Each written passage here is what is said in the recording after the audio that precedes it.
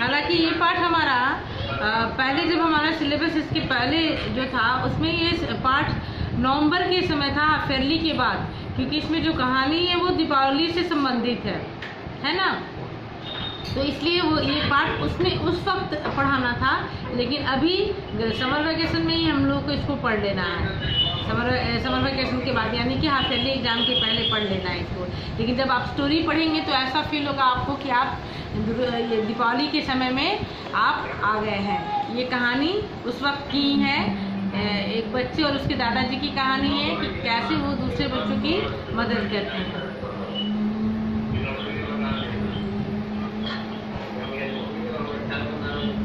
हाँ, अब मैं पढ़ाना शुरू करूँगी क्योंकि कुछ बच्चों का ऑडियो ऑन था और क्लास आवाज़ बहुत आ रही थी। तो अभी सही है ना।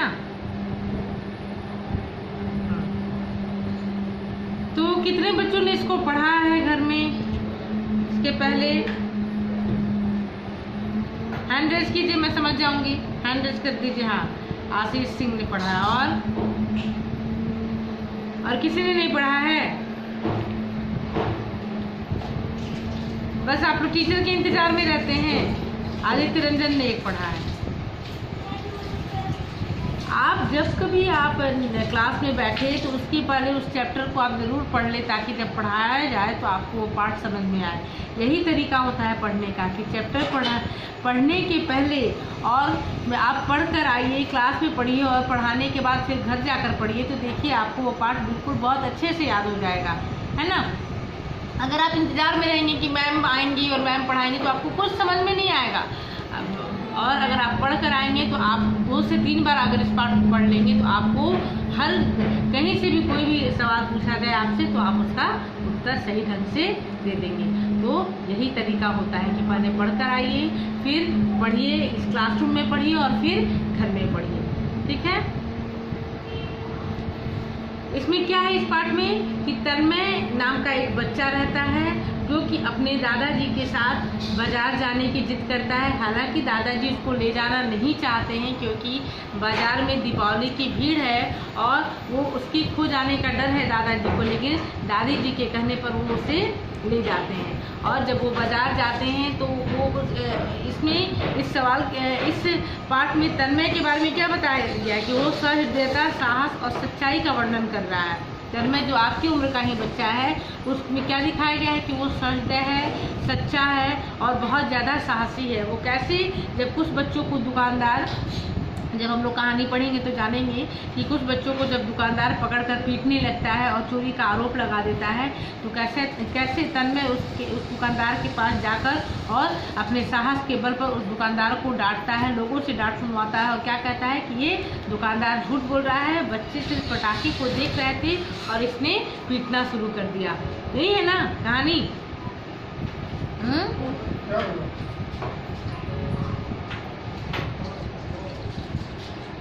बोलिए, कहानी यही है ना?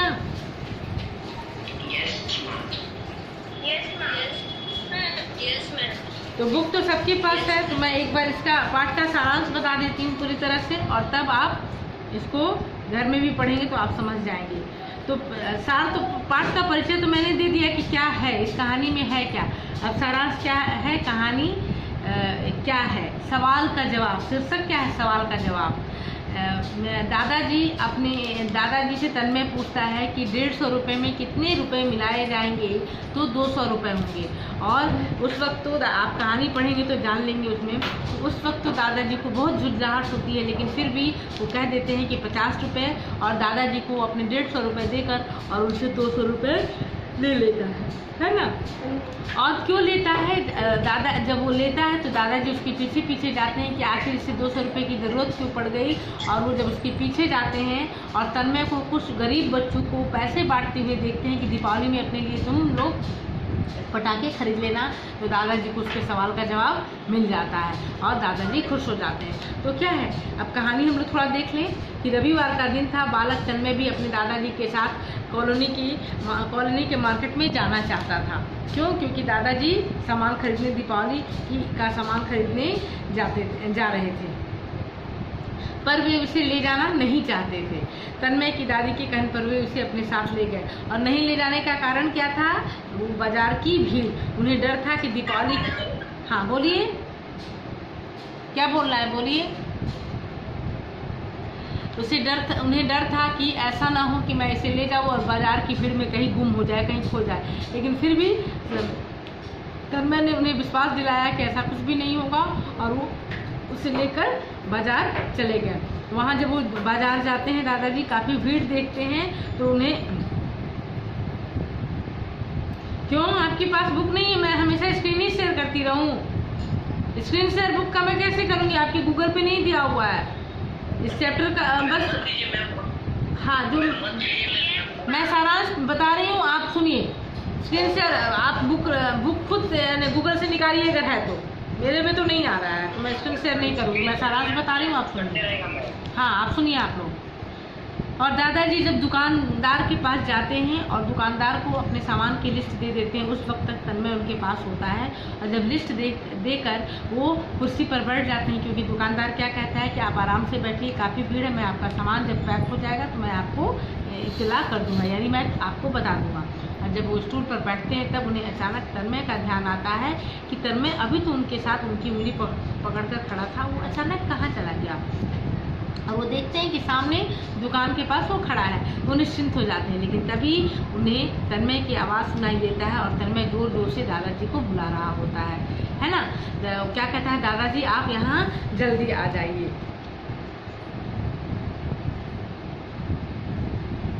और उस दुकानदार पर बच्चों की भीड़ भी थी। जहाँ तन्मय खड़ा था वहाँ बच्चों की भीड़ भी थी।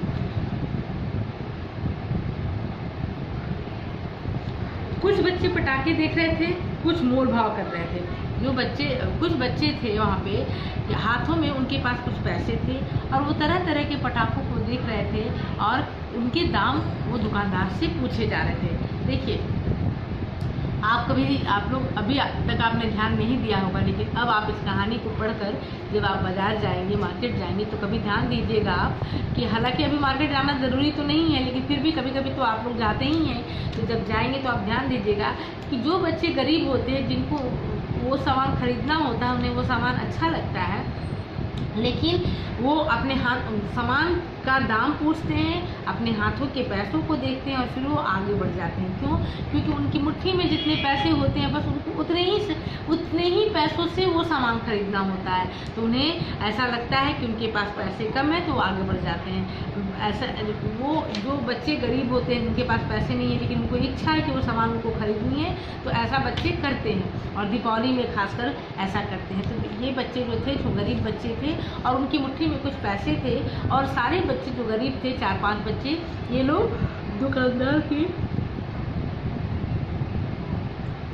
दुकानदार ने जो शीशों में पटाखों को सजाया हुआ था, उस पटाखों को वो देख रहे थे और हर पटाखों का दाम पूछे जा रहे थे और दुकानदार उन्हें उस पटाखों के दाम बता रहा था। लेकिन जब वो अपनी मुट्ठी के पैसों को देखते थे तो उन्हें ऐसा लग जाता था कि इतने पैसों में उनके वो पटाखे नहीं हो पाएंगे, और ऐसा वो करते करते आगे बढ़ते जा रहे थे। मतलब सारे पटाखों का वो दाम पूछते थे। इतने में अचानक दुकानदार क्या करता है, झुंझला जाता है और उन्हें डांट कर दुकान से बाहर कर देता है, धक्का देकर गिरा देता है और साथ में ये भी कहता है कि ये बच्चे चोर हैं, मेरे पटाखों को इन लोगों ने चुराया है। तन्मय यहाँ से दादाजी के पास जब वो खड़ा था तो दादाजी दुकानदार की सारी हरकत को देख रहा था और बच्चों की बात को भी वो सुन रहा था। वो दौड़ कर उनके पास जाता है और उन बच्चों को खड़ा कर देता है, उठा देता है, और दुकानदार जब उन्हें थप्पड़ मार रहा होता है उन बच्चों को, तो तन्मय उस दुकानदार का हाथ पकड़ लेता है और साहस के बल पर वो छोटा सा बच्चा मीन्स आपकी उम्र का वो बच्चा था, वो 6 और 7 का पढ़ने वाला बच्चा था, और उसने उस दुकानदार के हाथ को पकड़ लिया और क्या कहा कि यह दुकानदार झूठ बोल रहा है, इन बच्चों ने ऐसा कुछ नहीं किया है, बस बच्चे पटाखों के दाम पूछ रहे थे। और छोटे बच्चों, और वो चिल्ला कर तन्मय इस बात को कह रहा था। छोटे बच्चों को के हाथों को पकड़कर, जब वो छोटे बच्चों को मारने जा रहा था, दुकानदार के हाथों को तन्मय ने पकड़ लिया और क्या धमकी दी, क्या कहा कि मैं अभी थाने में तुम्हारी कंप्लेन करता हूँ कि तुमने छोटे बच्चों पर हाथ उठाया है। क्योंकि छोटे बच्चों पर हाथ उठाना गैर कानूनी है ना?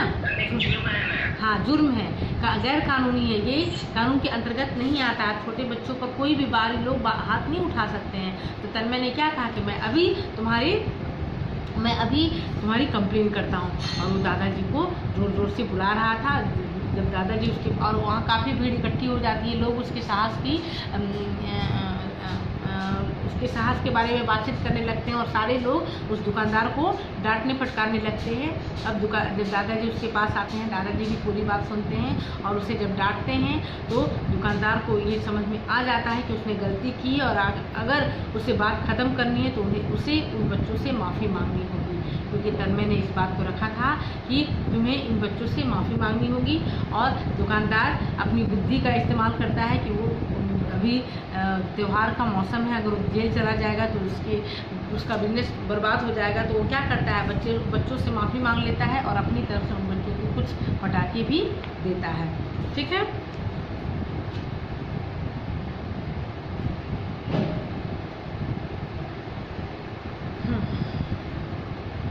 यहाँ तक क्लियर हो गया?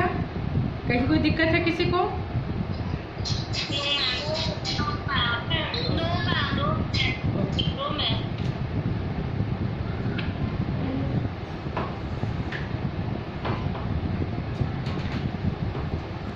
अब बच्चों को तो दुकानदार बच्चों से माफ़ी मांग लेता है और बच्चे अपने अपने घर चले जाते हैं और दादाजी तन्मय को साथ लेकर सामान के साथ घर चले जाते हैं। दूसरे दिन, उसी दिन शाम को दादाजी चाय पी रहे होते हैं तो तन्मय उनके पास जाता है और पूछता है कि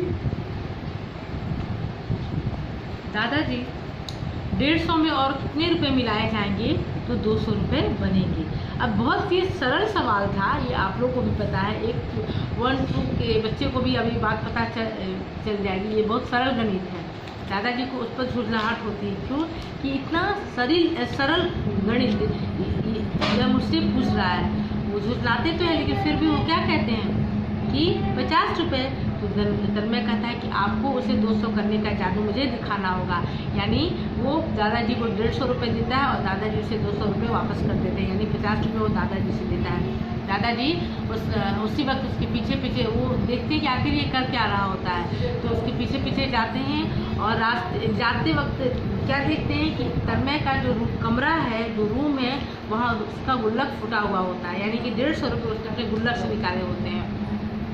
और जब बाहर वो झांकते हैं तो घर के बाहर जब झांकते हैं तो क्या देखते हैं कि वही चारों बच्चे गेट पर खड़े हैं जिसे तन्मय ने बचाया था। और तन्मय उनके पास जाकर उन बच्चों को 50-50 रुपये देता है और कहता है कि तुम लोग अपने लिए कुछ पटाखे और मिठाइयाँ खरीद लेना।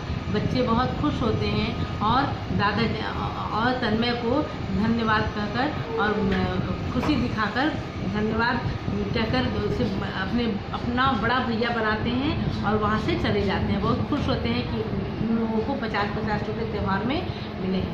दादाजी घर के पीछे से, दीवार के पीछे से सारी बात देख रहे होते हैं, सुन रहे होते हैं तन्मय की बात, और तन्मय पे बहुत खुश होते हैं। और दादाजी को उनके सवाल का जवाब भी मिल जाता है कि वो 50 रुपये का क्या करेगा दादाजी से लेकर।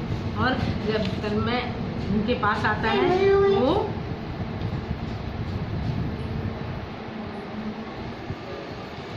उसे शाबाशी देते हैं और उन्हें बिना कुछ कहे, बिना कुछ बोले उनके सवाल का जवाब मिल गया होता है। ठीक है, आई कहानी समझ में?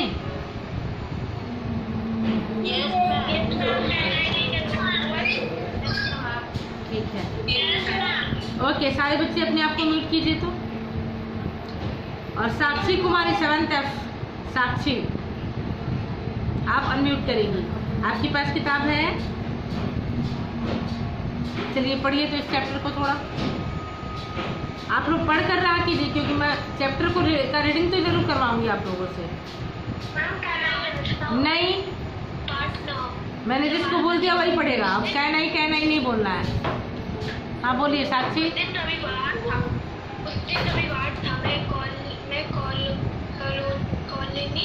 की मार्केट में जाने के लिए तैयार हुआ तो तन्मय भी साथ चलने के लिए जिद करने लगा। उसकी दादी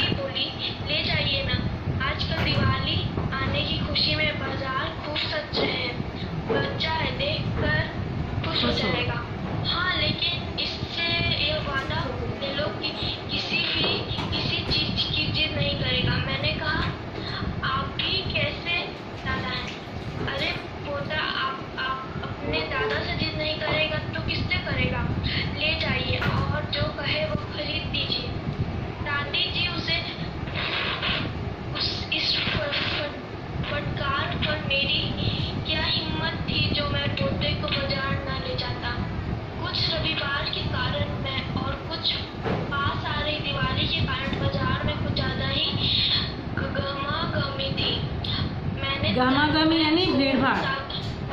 हाँ, मैंने तन्मय को सावधान कर दिया कि मेरा हाथ छुड़ाकर न जाए। मेरे साथ में सामान की लंबी लिस्ट थी और दुकान में भीड़ कुछ ज्यादा ही थी, तो इंतजार करना ही था। उस दुकान के सामने सड़क के किनारे पटाखों की दुकान थी।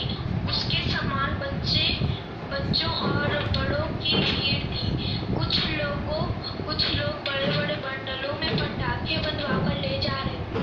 कुछ बच्चे में सीमित पैसे लिए महंगे सामान को देखकर यह तय नहीं कर पा रहे थे कि बम ले, अनार लेने या बड़ी फुलझड़ी में। जितनी बार विचार बदलता उतनी बार वे किसी न किसी आइटम का दाम पूछते और हाथ के पैसों से जब वह मेल न खाता तो चुप होकर दुकान से एक मिनट, स्टॉप। साक्षी स्टॉप। एक इसमें बच्चा है। साक्षी चलो। ऐसे बच्चों की भीड़ भी कुछ ज्यादा थी। दुकानदार ने अपनी खींच बच्चों पर निकालने के लिए उन्हें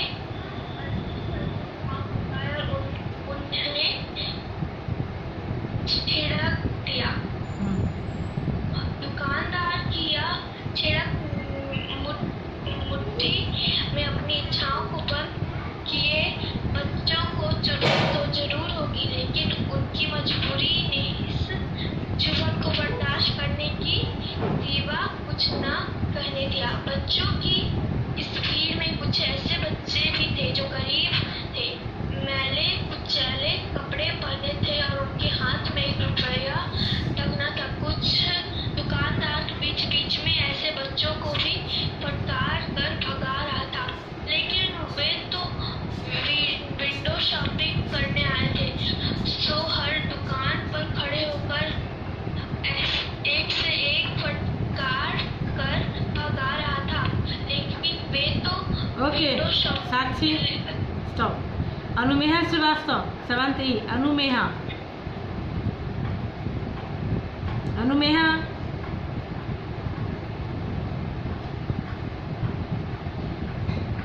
अनुमेहा श्रीवास्तव पढ़िए।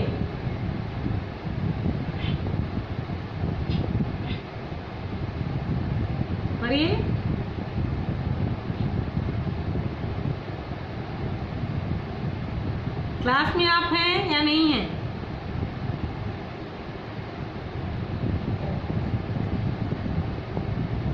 अनुमेहा,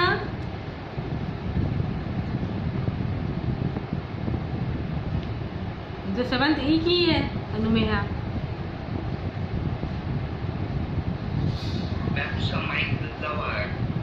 अच्छा, माही सिंह।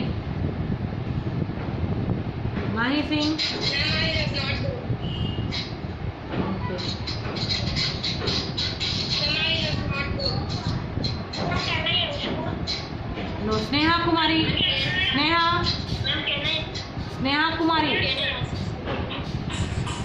स्नेहा को पढ़ने दीजिए।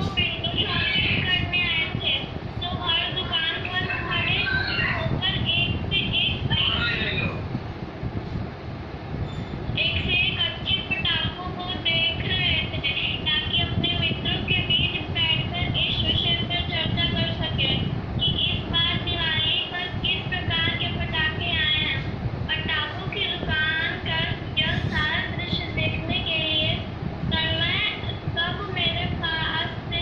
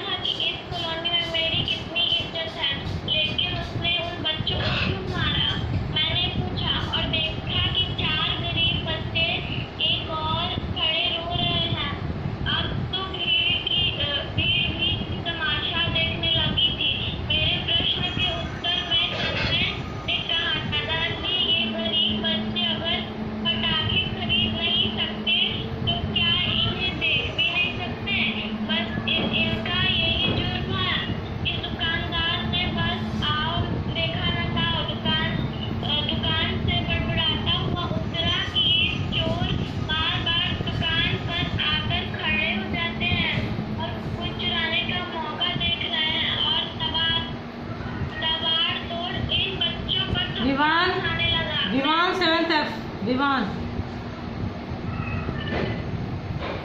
विवान पढ़िए।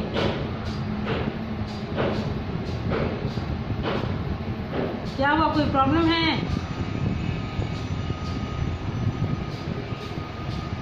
Fahad Ahmed 7th F। Please can I Anushka 7th F? आप लोग से तो मैं हमेशा पढ़वाती हूँ। नहीं, जो बच्चा नहीं पढ़ता उससे मैं पढ़वाती हूँ। Saumya Shreya 7th F, Saumya Shreya yes ma'am. पढ़िए। Yes ma'am. मैम मैंने देखा तो डॉक्टर इनका हाथ पकड़ लिया और कहा कौन कहता है ये कौन है? कहाँ है इसके पास चोरी के पटाखे? खबरदार अगर अब इन्हें एक थप्पड़ भी मारा। बताइए दादाजी, क्या पटाखे दुकान पर खड़े होकर उन्हें देखना जो है? और अगर ऐसा है तो मैं भी पटाखे देख ही रहा था तो मुझे भी मारो, मुझे भी चोर करो। तन्मय जिस साहस और सच्चाई के साथ अपनी बात कह रहा था उसे सुनने के लिए वहाँ इकट्ठा हुई थी जैसे बॉन हो गई। तन्मय की तर्क के सामने दुकानदार भी शर्मिंदा हो रहा था। शायद उसे यही ठीक लगा और उसने तत्काल कहा, अच्छा भाई मुझसे भूल हो गई, मैं माफी मांगता हूँ। दुकानदार ने उनकी तरफ धुले हुए हाथ उठाकर कहा, आओ तुम लोगों को मैं कुछ पटाखे फुलझड़ी फूंक देता हूँ। और उसने चारों बच्चों को एक एक पटाखे फुलझड़ी और थोड़े थोड़े पटाखे दिए। में से किसी ने कहा, देखा राजू, उस लड़के ने किस सच्चाई और साहस से इस दुकानदार को सबक सिखा दिया। और कोई कह रहा था, बनिया बड़ा चालाक है, सोचा माफी मांग लो और 10-5 रुपए के पटाखे देकर इस मुसीबत से छुटकारा पाओ, वरना समझ गए तो त्योहार की सारी दुकानदारी धरी रहती। मैंने दुकानदार से अपना सामान रखवाया। मैं अभी भी उन चारों लड़कों से बात कर रहा था। मुझे देखकर वे मुस्कुराते हुए वहाँ से चले गए। मैं तन्मय के साथ लौट आया। शाम को लगभग 4 बजे मैं बैठा चाय पी रहा था। तन्मय मेरे पास आया, बोला, दादाजी 150 रुपये में कितने रुपए मिलाने चाहिए कि वो 200 हो जाए? मैंने बनावटी गुस्से से कहा, तन्मय तुम यह सवाल मुझसे क्यों पूछ रहे हो? हाँ, क्योंकि उसका वही उत्तर आपको मालूम है, मुझे नहीं। क्या मतलब? मैंने आश्चर्य से कहा। वही जब मैंने कहा, बताइए मेरे सवाल का जवाब जल्दी बताइए। तन्मय मेरी परीक्षा ले रहा था। अरे भाई मुझे 50 रुपये मिलाने होंगे, मैंने कहा। तन्मय ने मुझे 150 रुपये देते हुए कहा, तो इन रुपयों में 50 रुपये मिलाकर उन्हें दो। 100 रुपये बनाने का जादू आपको दिखाइए। लेकिन क्यों दादाजी, इस समय कोई सवाल नहीं, केवल उत्तर दीजिए। और मैंने तन्मय को 50 रुपये दे दिए। तन्मय रुपये लेकर चला गया।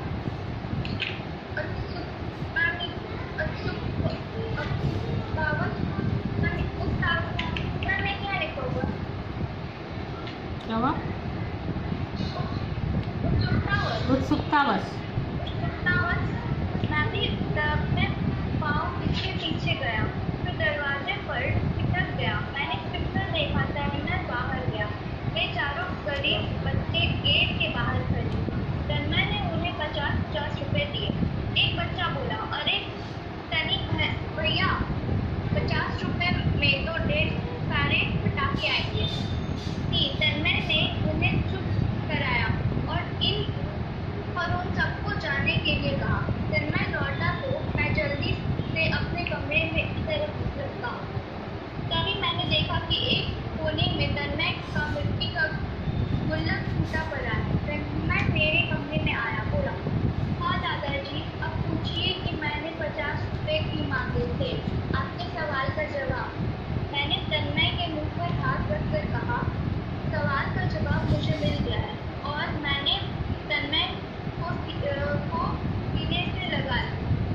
बहुत अच्छे। स्वीटी कुमारी पढ़िए।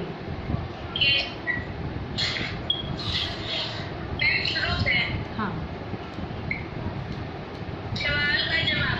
उस दिन रविवार था। मैं कॉलोनी के मार्केट में जाने के लिए तैयार हुआ तो तन्मय भी साथ चलने की जिद करने लगा। उसकी दादी बोली, ले जाइए ना, आजकल दिवाली आने की खुशी में बाजार खूब सज रहे हैं। बच्चा है, देखकर खुश होगा। हाँ, लेकिन इससे यह वादा ले लो कि किसी चीज की जिद नहीं करेगा। मैंने कहा, आप भी कैसे दादा हैं? अरे पोता अपने दादा से जिद नहीं करेगा तो किससे करेगा? ले जाइए और जो कहे वह खरीद दीजिएगा। दादी की इस फटकार पर मेरी क्या हिम्मत थी जो पोते को बाजार ना ले जाता। कुछ रविवार के कारण और कुछ दिवाली के कारण बाजार में कुछ ज्यादा ही गहमागती थी। मैंने तन्मय को सावधान कर दिया कि मेरा हाथ छुड़ाकर न जाए। मेरे हाथ से सामान की लंबी लिस्ट थी और दुकान में भी कुछ ऑर्डर थे तो इंतजार करना ही था। उस दुकान के सामने सड़क के किनारे पटाखों की दुकान थी। उसके सामने बच्चों और बड़ों की भीड़ थी। कुछ लोग बड़े बड़े बंडलों में पटाखे बनवाकर ले जा रहे थे। कुछ बच्चों हाथ में स्थिति पहले लिए महंगे सामान को देखकर यह तय नहीं कर पा रहे थे कि बम ले, अनार ले या घड़ी फुलझड़ी ले। जितनी बार विचार बदलता उतनी बार वे किसी न किसी आइटम का दाम पूछते और हाथ के पैसों से जब वह मेल न खाता तो चुप होकर दुकान के दूसरे आइटम के दाम पूछने लगते और सोचने लगते कि क्या ले क्या न ले। ऐसे बच्चों की चलिए अभिज्ञा मिश्रा, अभिज्ञा।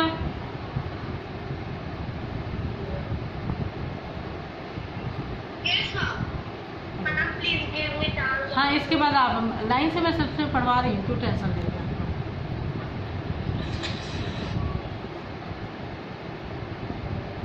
ऐसे बच्चों की भीड़ भी कुछ ज्यादा थी। दुकानदार ने अपनी भीड़ बच्चों पर निखारने के लिए उन्हें अधिकांश दाम बताए और उन्हें झिड़क ओके रेडी, मैं आपको भी दूंगी। दिया। दुकानदार की यह झिड़क बुद्धि ने अपनी इच्छाओं को बंद किए बच्चों को भी तो जरूर होगी, लेकिन उनकी मजबूरी ने इस सुगंध को बर्दाश्त कर लेने की सिवा कुछ न कहने दिया। बच्चों की इस भीड़ में कुछ ऐसे बच्चे भी थे जो गरीब थे, मैले कुचैले कपड़े पहनते थे और उनके हाथ में 1 रुपया तक न था। दुकानदार बीच बीच में ऐसे बच्चों को भी अच्छे फटकार कर भगा रहा था, लेकिन वे तो विंडो शॉपिंग करने आए थे तो हर दुकान पर खड़े होकर एक से एक अच्छे पटाखों को देख रहे थे ताकि अपने मित्रों के बीच बैठकर इस विषय पर चर्चा कर सके कि इस बार दिवाली पर किस प्रकार के पटाखे आए हैं। पटाखों की दुकान का यह सारा दृश्य देखने के लिए तन्मय कब मेरे पास से गुजर गया। यह एहसास मुझे तब हुआ जब मैं सामान ओके रिधिमा, देखकर वहाँ रिधिमा। Yes ma'am.